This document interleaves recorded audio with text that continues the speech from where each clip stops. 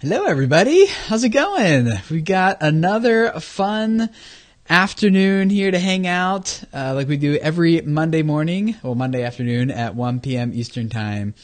And what we do here each time is just catch up on what's been happening in the online video news space, talk about what it means for us as creators, talk about the decisions, the choices that we need to make, that YouTube's making, how the industry's kind of moving forward so that we can together be able to make good decisions about how we grow our YouTube channels and build our audiences and reach people and change their lives and spread messages and all that kind of stuff.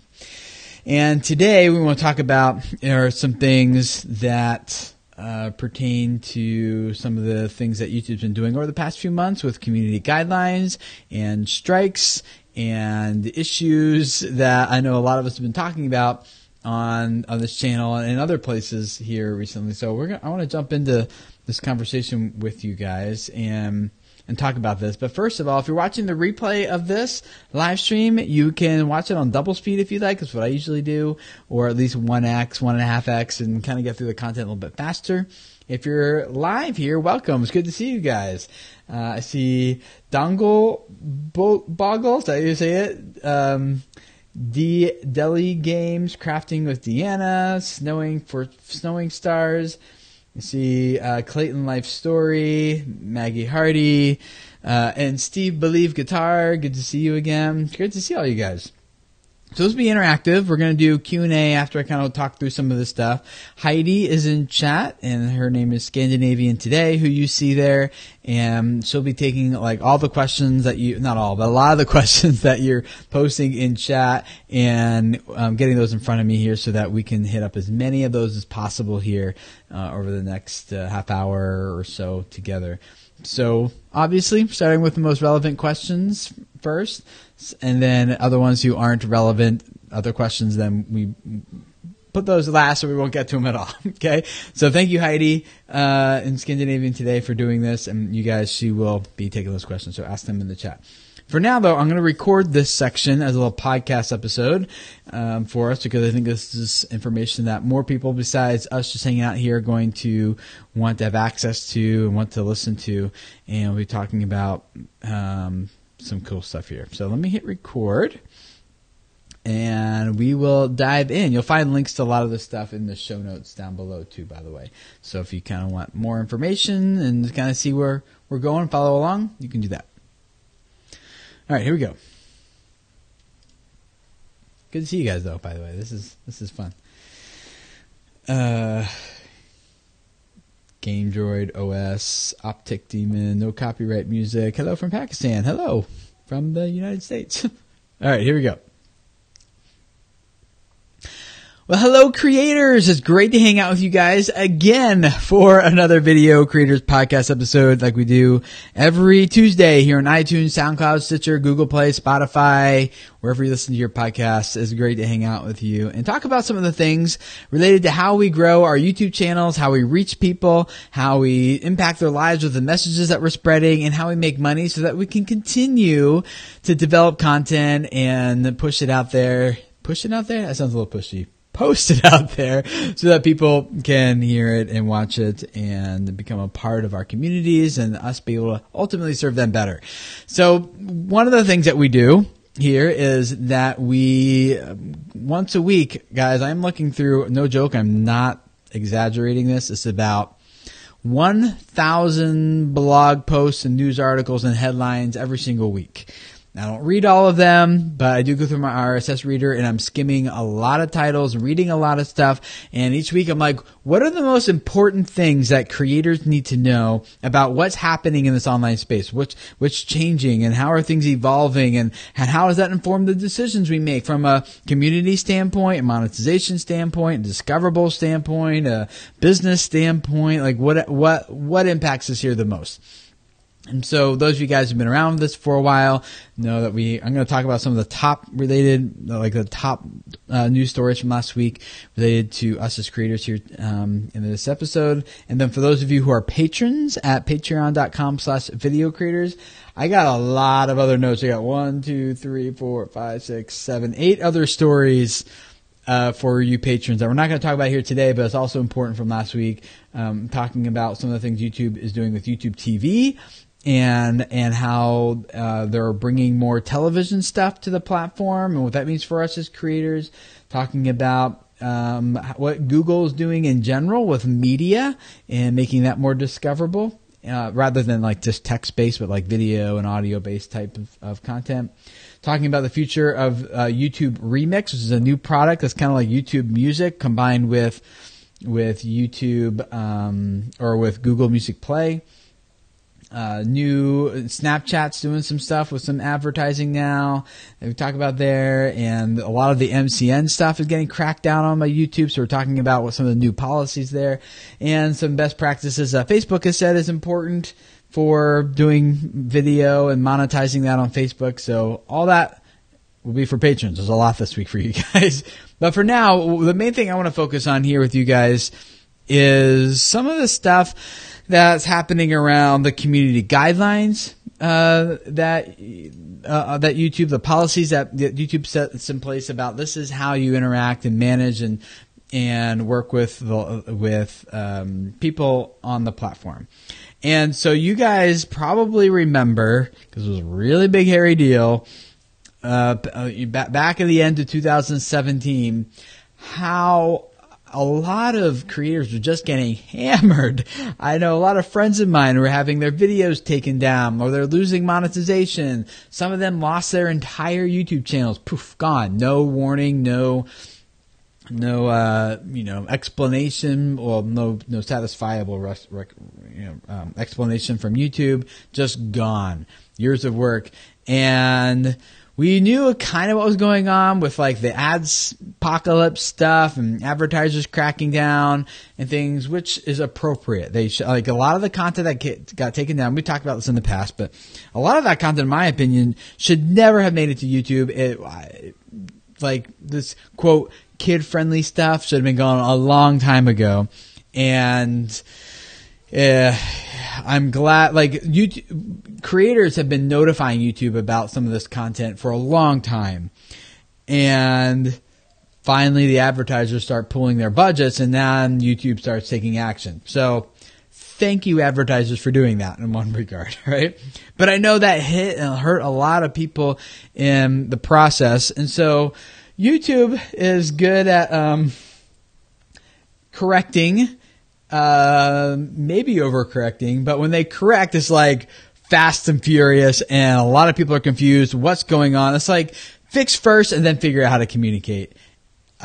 We could talk about whether or not that's right. I think all of us would agree that can you do both? Fix but communicate? Like, so some of the stuff they're talking about, we're going to talk about here today, like, why did you tell us some of this stuff long time ago, right? And maybe to YouTube's point, like, they were like, if we really told you, would that make a difference? Like, would you be like, oh, okay, we understand now, YouTube, why you took away our channel. Perfect. No problem at all. Thank you for doing that. Like, would that change people's attitudes? Probably not.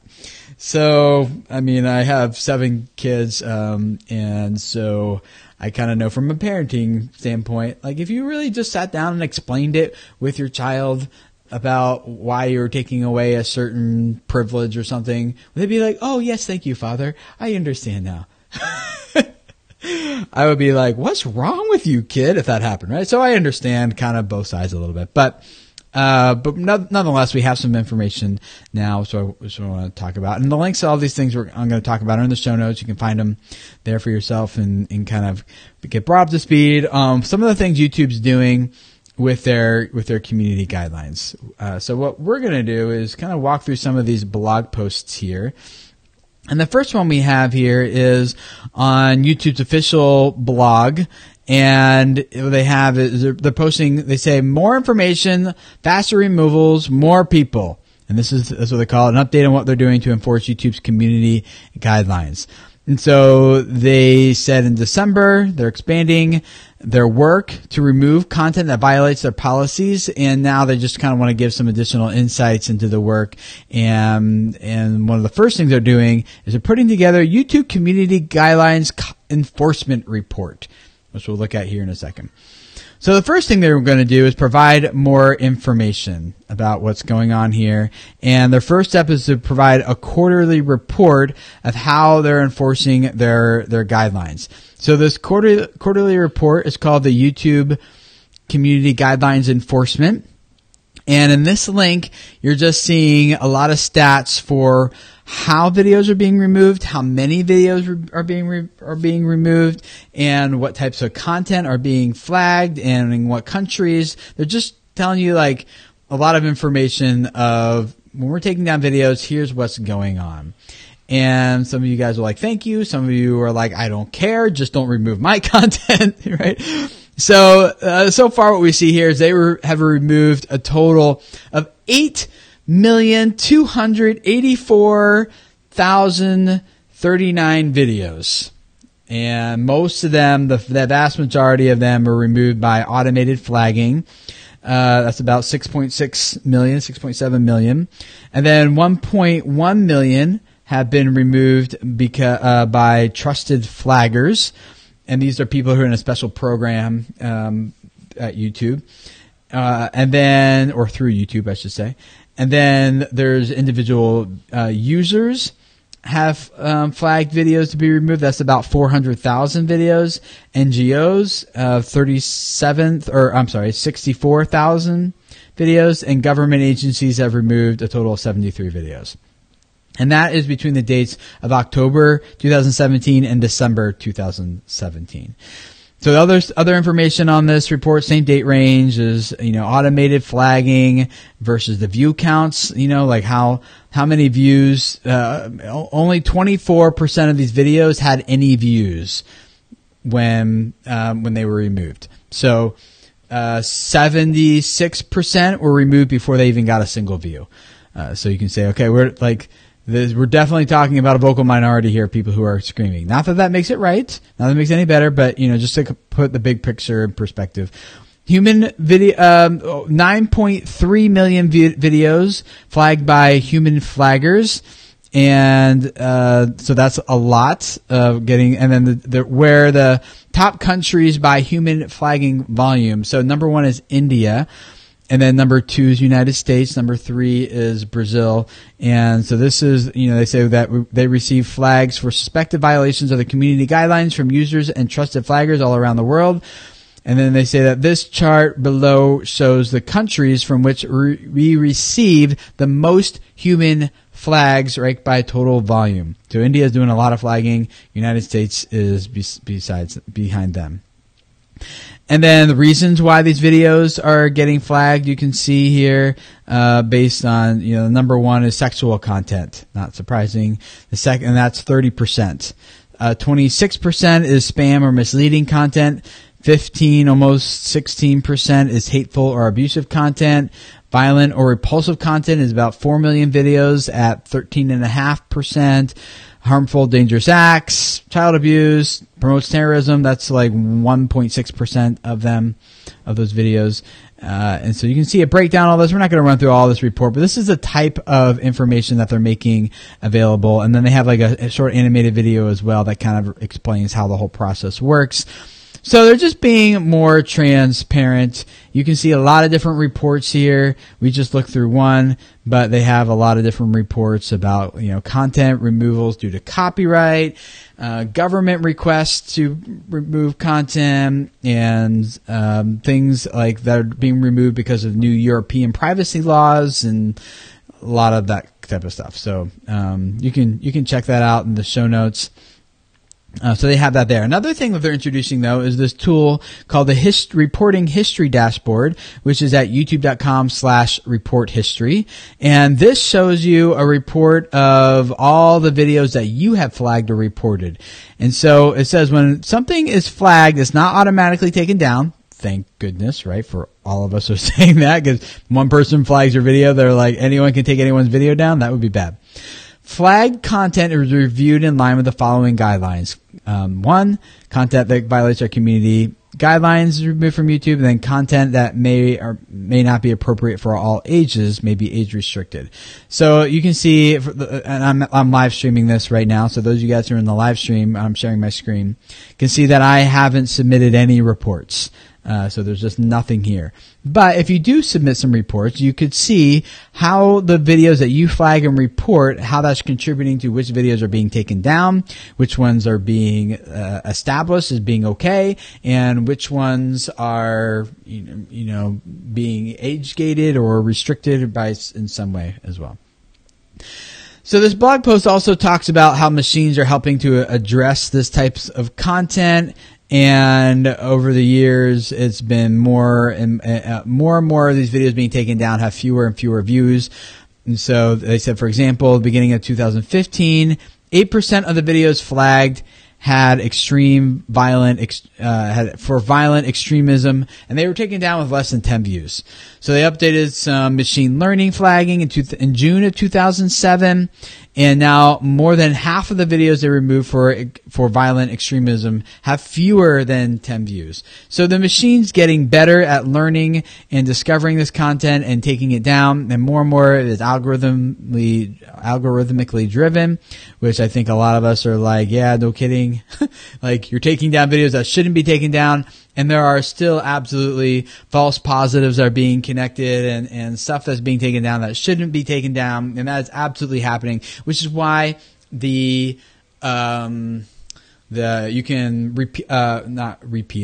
appeal and some of those and still get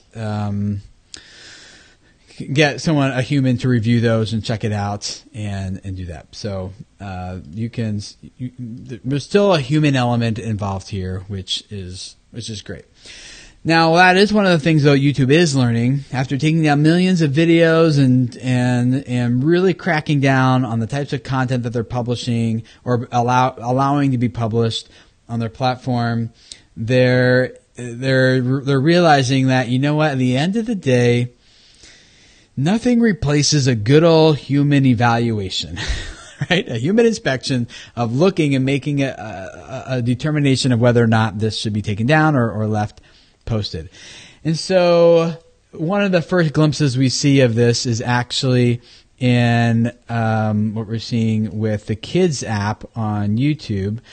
And there's an article posted to this, and I think we've kind of known, some of us know this was coming, but Google is improving the YouTube Kids app to kind of give parents more control over what parents watch. And when they're doing this, by adding an option that a parent can turn on, it says approved content only. And that is content that makes the app, it locks it down to only content for the child from choice channels collections by their partners on the YouTube Kids team.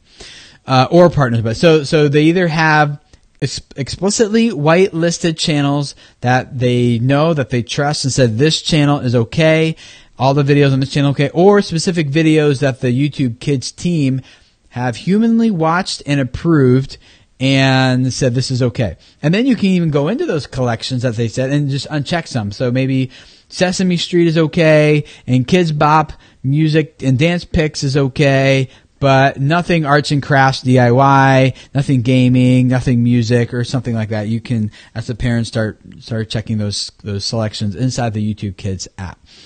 All of these are determined by a human, an actual real person, which is a really big deal. Anything with manual labor involved is costly. It doesn't scale as well, but this is something YouTube has deemed, you know what, if we're going to earn trust from people, there's going to have to be a level of human interaction here. And they want to make the best product possible that they can as well. And so to kind of summarize all this, and then I want to dig into questions that I know a lot of you guys have here about what's going on with a lot of this stuff.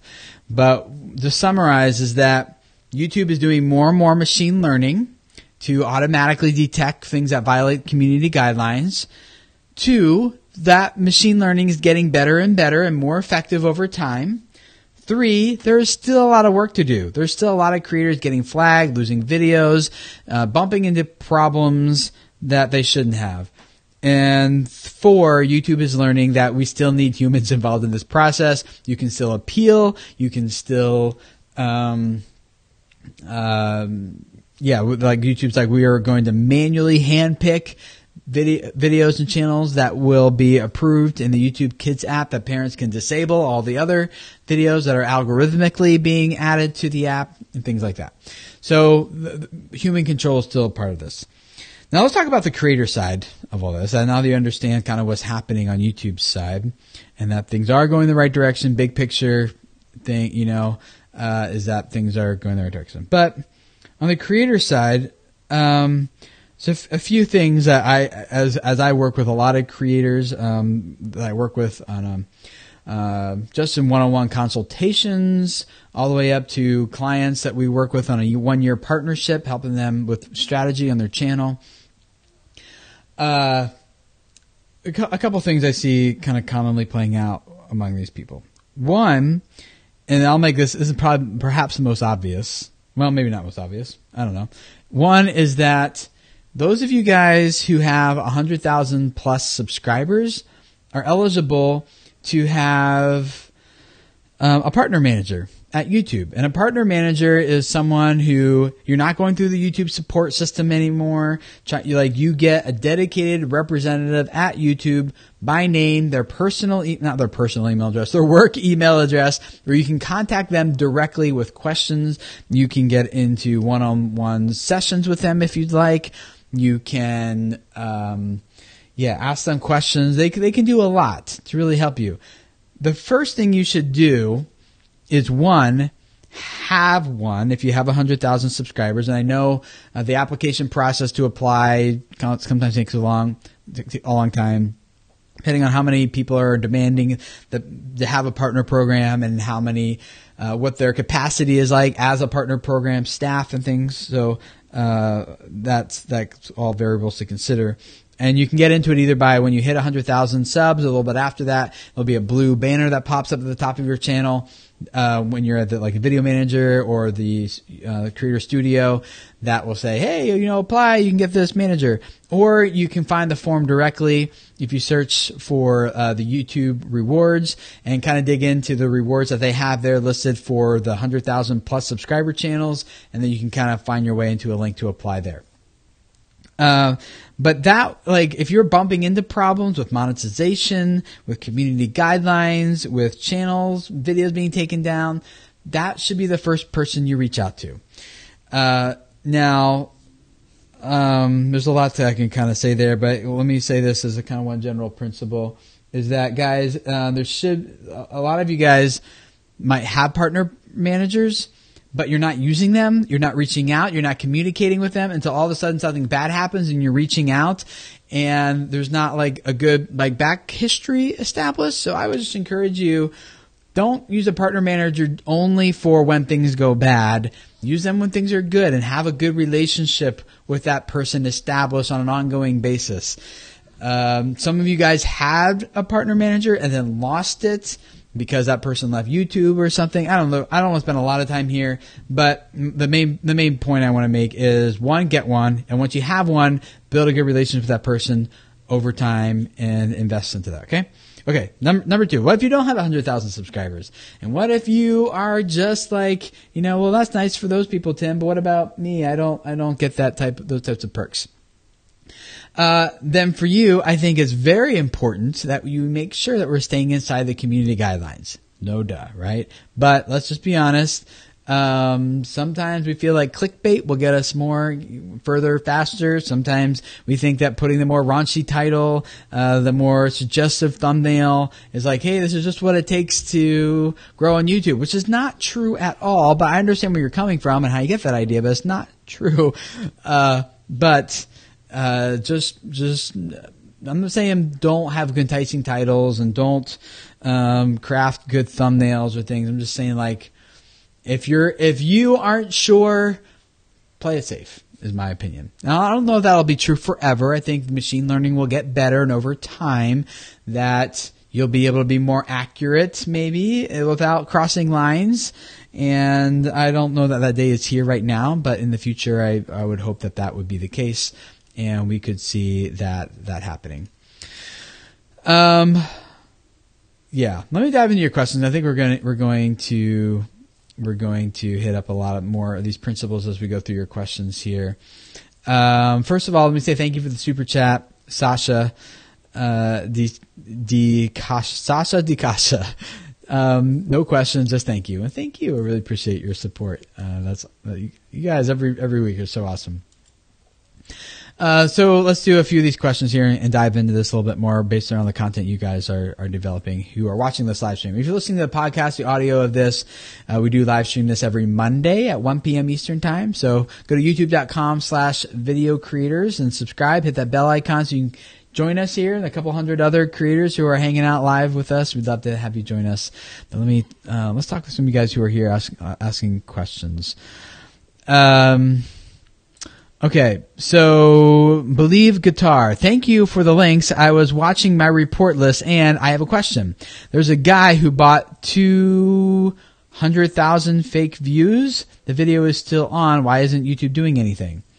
I'm not sure. I don't have details of why YouTube's taking on one video or not. It depends. 200,000 fake views is different than buying 200,000 views.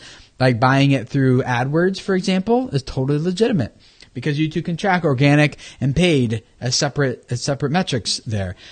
So if it's 200,000 fake views, coming from an order on Fiverr, for example, that's different than if it's 200. So I don't know, but we can't jump to conclusions on something like that and say that should be taken down just because it's fake views. But you should flag it and get someone to look at it. Is the thing to do. If you suspect something, say something. It's like how 911 and everything works, right? Terrar support. When will copyright match be available? I don't know. I guess that's kind of related. For those of you guys who don't know, copyright matches, YouTube is thinking about testing an idea where, and maybe they're testing, I think, with very few partners right now, where, kind of extends content ID to everybody. And so content matches, you can see on your channel who has uploaded your videos and you get to decide, do I want to block that video and take it down? Do I want to monetize that video and take the revenue from it? Or do I just want to track it and let them kind of just leave it alone?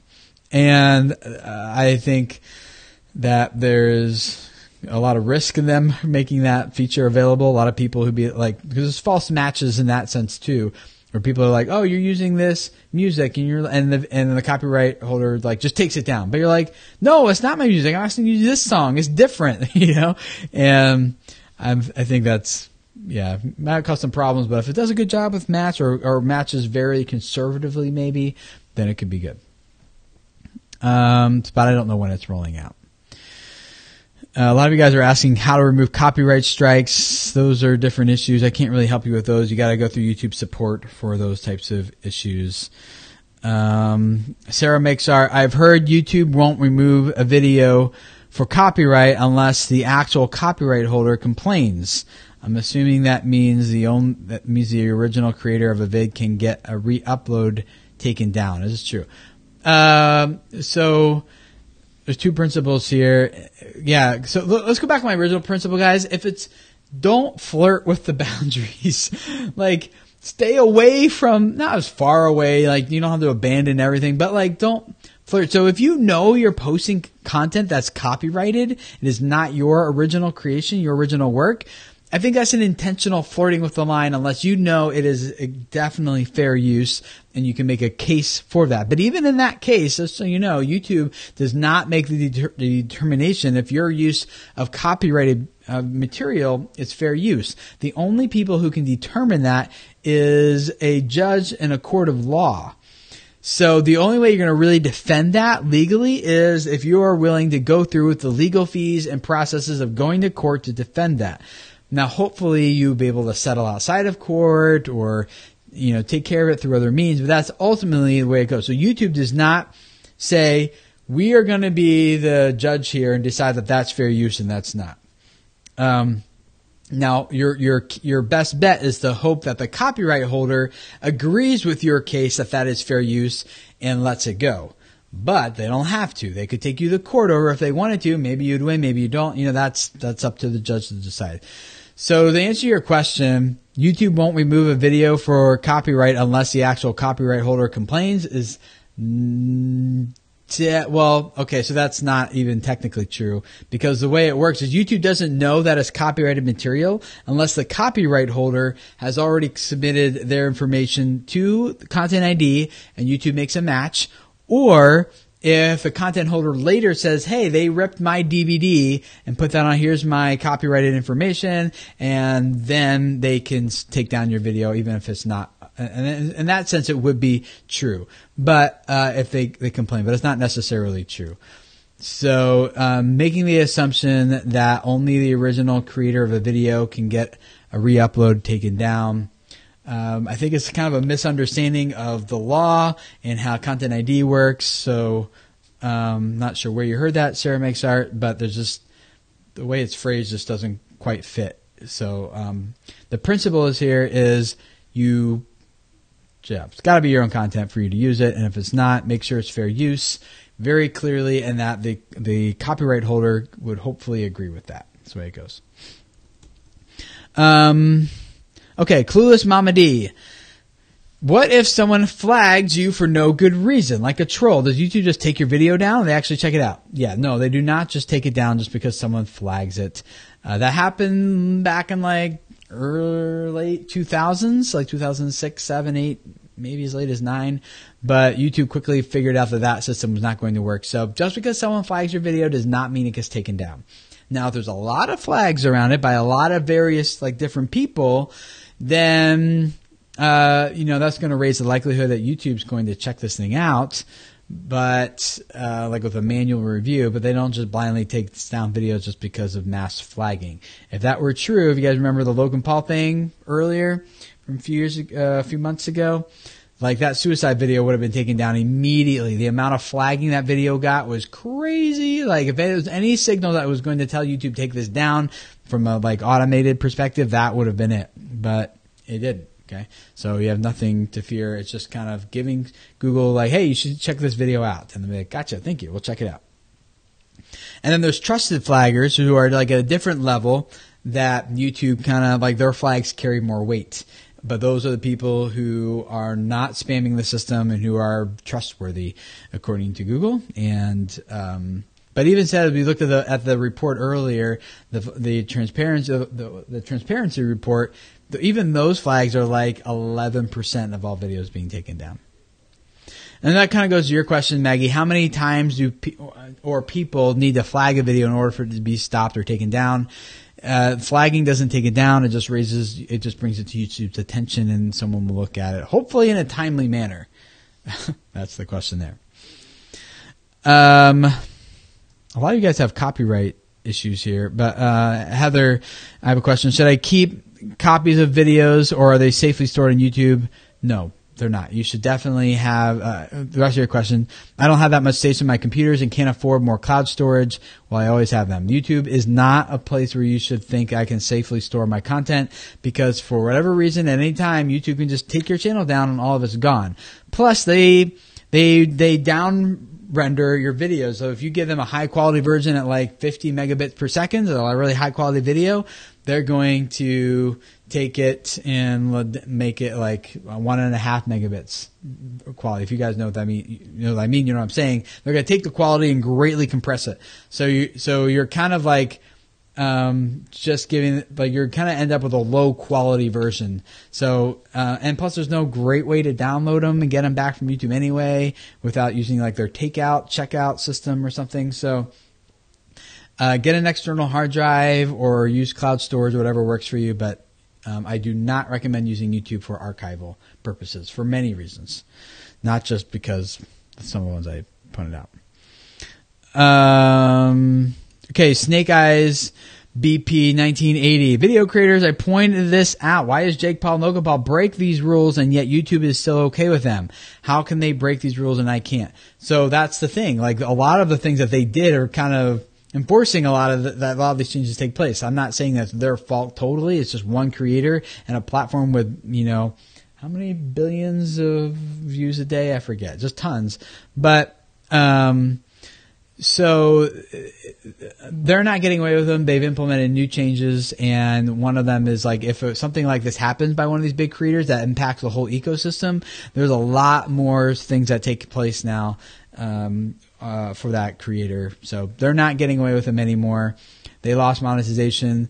They didn't have their channels taken down, but they are now out of the running for Google Preferred, and they've had deals taken away. So they are hit harder than you think, probably mostly in their pocket and financially and behind the scenes and things like that. But they're not getting away with it, just so you know. So the rules are being enforced across the board. Haunted Road Media. Hey, Mike, are there still problems with channels being taken down due to click bombing by a third party? I have not heard of that in a long time, a few years. So I think that problem's mostly been mitigated. So no, that's like we were talking about. It's not like an automated system anymore. Weird Heather, would it not be easier to take down a video rather than go to court? I agree. That's why I'm saying make it very clear, or that if you get to court, it's obviously clearly in your favor.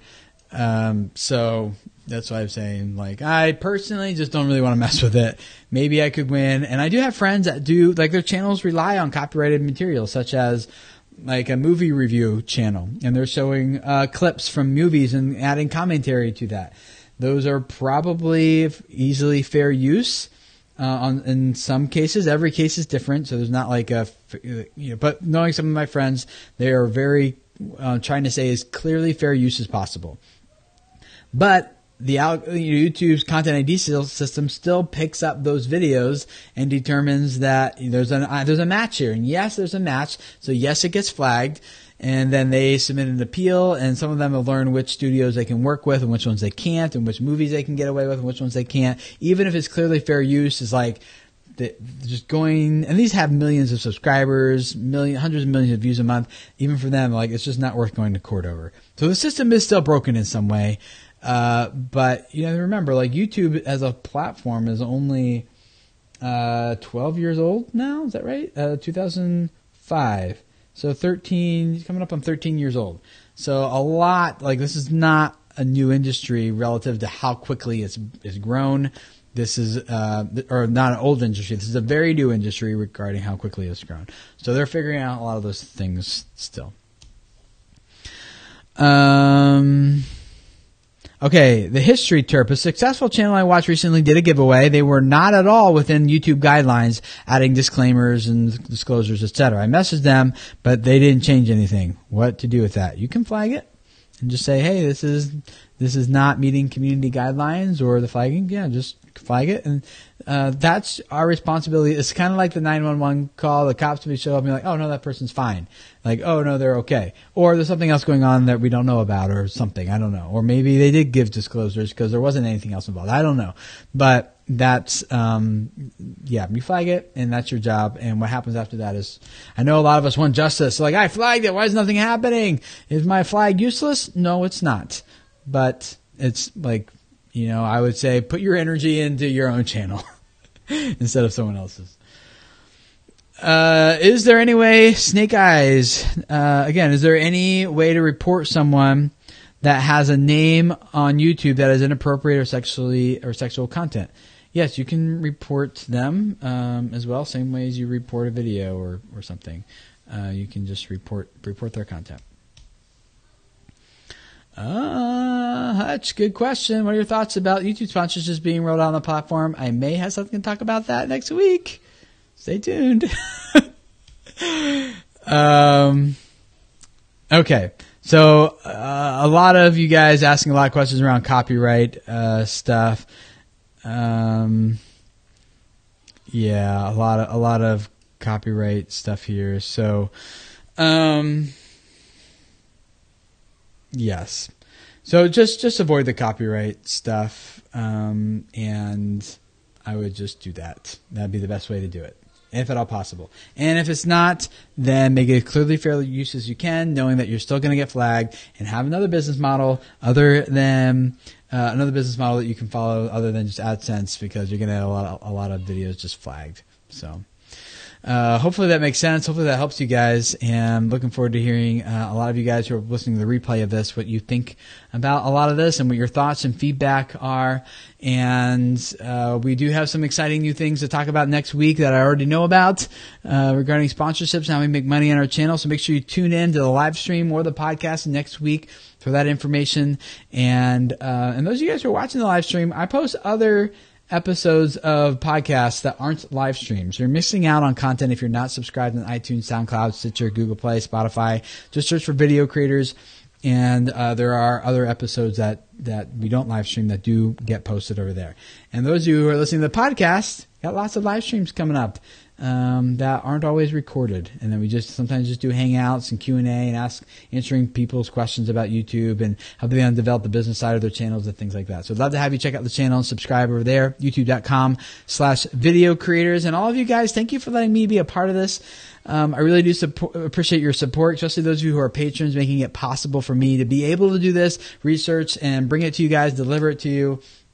This stuff works. I was doing the math actually a couple of days ago, and less than 1% of the audience here makes it financially sustainable for me to serve the other 99.5% of people for free. So you 0.5%. Thank you so much. You guys are so critical to what we're doing here and serving everyone else. And the rest of you guys, if you want to hop on board and help keep this possible, I'd really appreciate it. Patreon.com/video creators. And I'll be posting all these bonus links over there for you guys here later today. You can dig on this other stuff as well. So looking forward to seeing you guys over there. Thank you for hanging out with us. And we'll see you guys again next week for another Video Creators podcast and live stream. So see you guys then. Bye.